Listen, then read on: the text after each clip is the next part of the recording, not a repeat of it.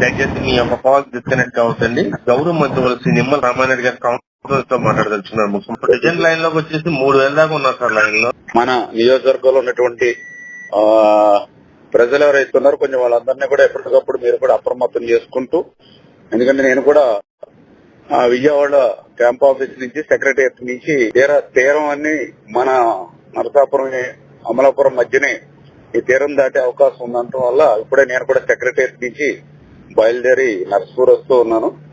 జాతీయ నైట్ కూడా ఈ నర్సపూర్ లోనే ఉండి ఇక్కడ కొంచెం మానిటరింగ్ అది చేసుకుంటాం.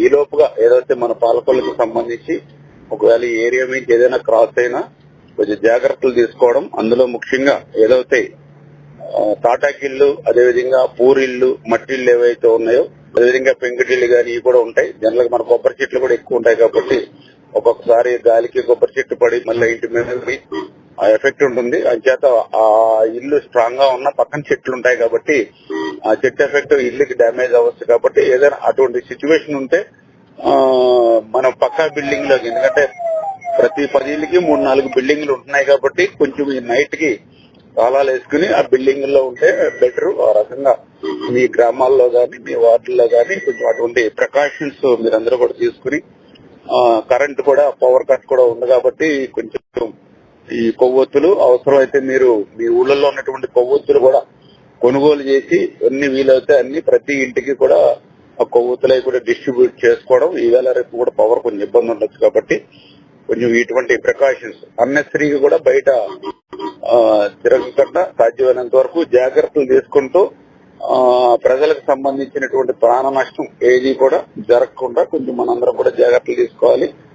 అందుకనే ప్రత్యేకించి మన కేడర్ ఎవరైతే ఉన్నారో మీ అందరితోటి కూడా ఈ టెలికాన్ఫరెన్స్ తీసుకోవడం జరిగిందని చెప్పి మీ అందరికి కూడా తెలియజేసుకుంటూ, ఎవరు కూడా ఆందోళన గురవద్దు. ఇప్పటికప్పుడు పీక్ టు పీక్ ఇప్పుడు ఇక్కడ చంద్రబాబు నాయుడు గారు సెక్రటరియట్ లోనే ఉండి నైట్ కూడా రాత్రి కూడా మిడ్ నైట్ వరకు ఆయన ఇక్కడ ఉన్నారు.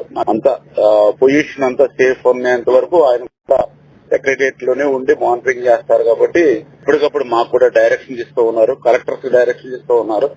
ఎవరికాళ్ళు అంతా కూడా అలర్ట్ గా ఉన్నారు.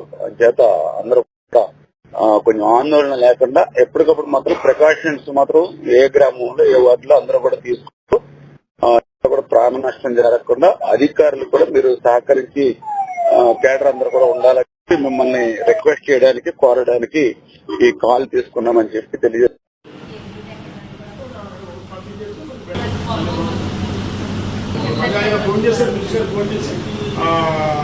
సహాయ కేంద్రానికి వెళ్ళండి, మీరు బీఆర్ఎంకి ఎంఎంపీకి వెళ్ళి మీరు అప్పుడు చూడండి, కమిషనర్ గారు మీరు అందరూ చూసి వాళ్ళకి మీట్ ఏది ఉంటే ఇమీడియట్ గా జరపండి. ఇబ్బంది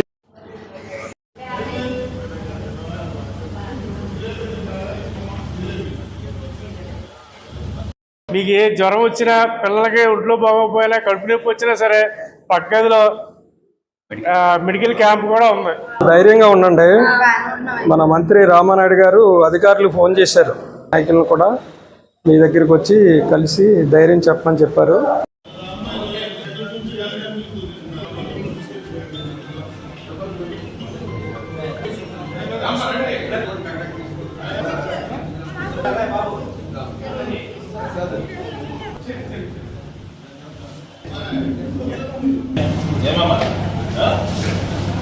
అన్ని ఇస్తారా?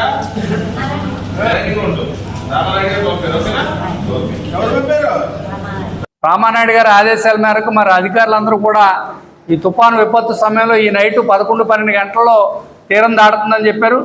మరి ఎవరైనా రోడ్డు పక్కన నివసించే వాళ్ళు కానీ, అలాగే లోతట్టు ప్రాంతాల్లో ఉన్న వాళ్ళు ఎవరైనా ఉంటే కనుక వాళ్ళకి 2 చోట్ల శిబిరాలు ఏర్పాటు చేస్తాం. ఒకటి బీఆర్ఎంబి స్కూలు, రెండోది ఎంఎంకేఎన్ స్కూలు.